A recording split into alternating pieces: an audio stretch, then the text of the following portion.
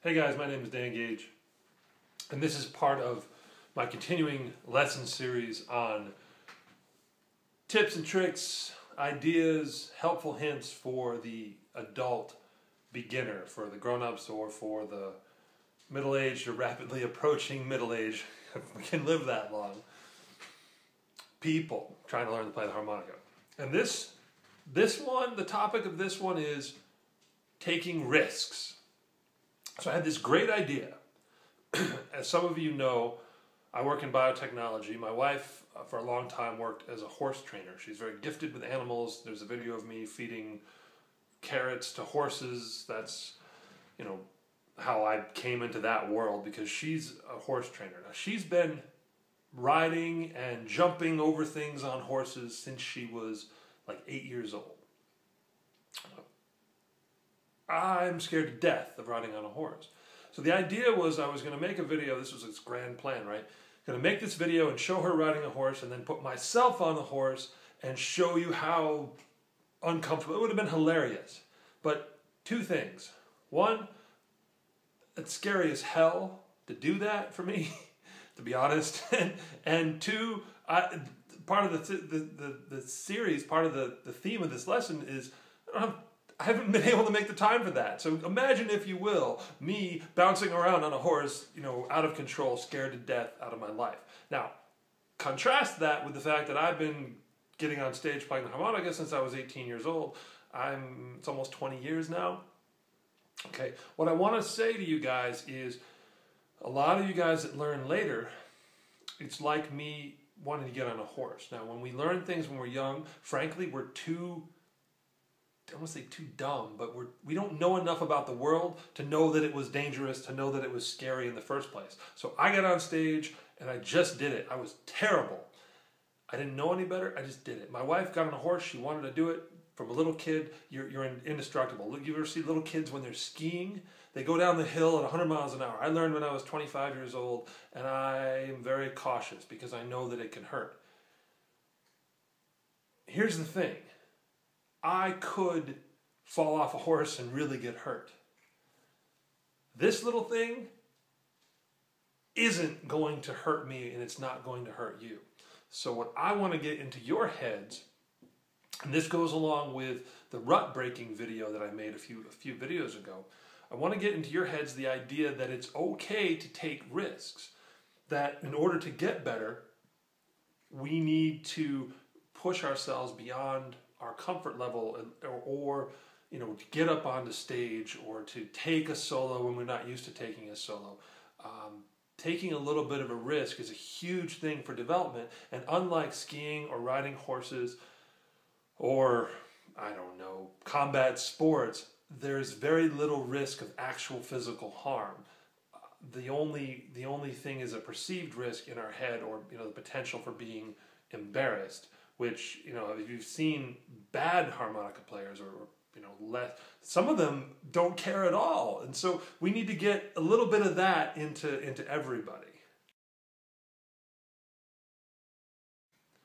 Okay, I hate to say it, but here's the bottom line, guys.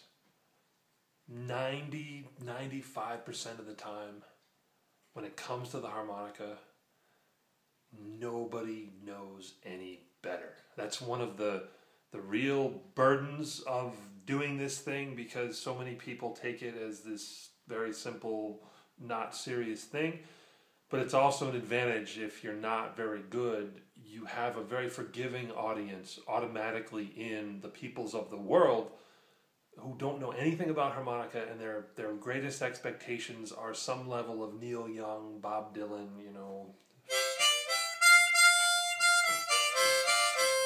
some level of very, very simple, love it if you love it. I've talked about folk harmonica. I gave you a little lesson on it. But for the most part, nobody knows the difference. Okay, so that should be in your head. And like we were talking about with ruts, all of this stuff, all of this insecurity or this nervousness, it's in your head. What you'll find, especially with like a stage anxiety or a performance anxiety thing, is that it's only you. Most of the time, audiences for harmonica, unless you're really, really obnoxious. Most of the time, our audiences are very receptive. They're very friendly too. And frankly, if you can work on yourself to just go and do it, just to play on stage or to play something new on stage or to take that solo you haven't been taking, then you'll find that you get this rush from that anxiety, and that ends up, those endorphins, that adrenaline rush that you get actually turns out to be a good feeling. Because like I said before, you're not going to get physically hurt doing it. So think about that when your teacher encourages you and says, hey, maybe you should try to take a solo, or maybe you should get up on the stage. Hey, you can play a solo.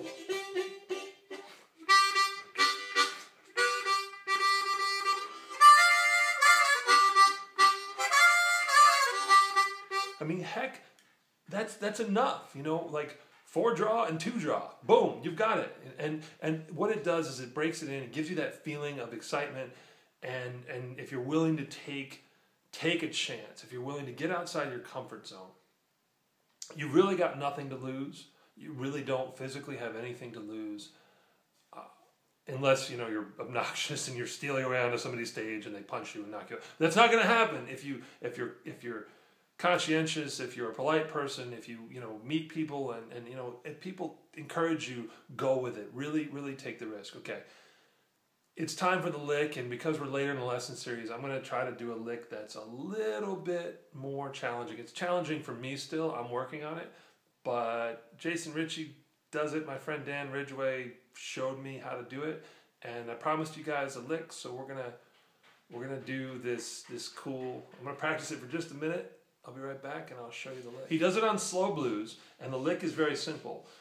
It's 8 blow, 6 overblow, the half step, or that same blue third that's the same note as 3 drop and a half step, to 6 blow. So basically it's like a resolving lick on the high end of the harmonica. And the hard part for me is I sometimes I'm not convinced that I'm getting to 8 blow accurately. So I'm going to double check so I don't blow it. Okay. You'll hear Jason do it on slow blues. There's a video of Jason playing at Spring Harmonica Fest in San Diego. I think 2012. He's wearing like a purple tie and a white shirt. It's 2011 or 2012. The time goes by so fast. He uses that lick at some point during the solo, and it's super, super cool. My intonation is not awesome on the overblow, and overblows are something that, you know, you guys can progress towards. I'm not great at them, but the six comes pretty easy. So I'm on the C harmonica here, and it just goes from 8 blow.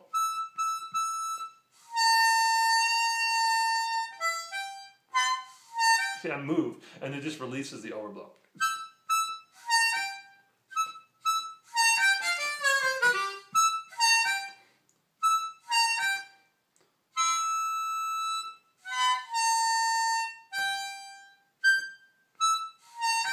I'm not awesome at it, but I promise you guys a lick every time. And there's only so much time. So 8 blow, 6 half step overblow, 6 blow as the resolve. Every now and then I can hit. I've been working on it for about 6 months. Every now and then I can do it live. There's your lick. There's your lesson. Don't be afraid. But you know, the lick kind of goes with it, right? So don't be afraid to try something a little harder than you used to. I can't always get that note, but every now and then it comes and I hit it on stage, and that's because I try, because I give it a shot. So I'm Dan Gage. There's a couple more to come. I hope you're enjoying my lesson series. Stick with it, and check out my other videos too.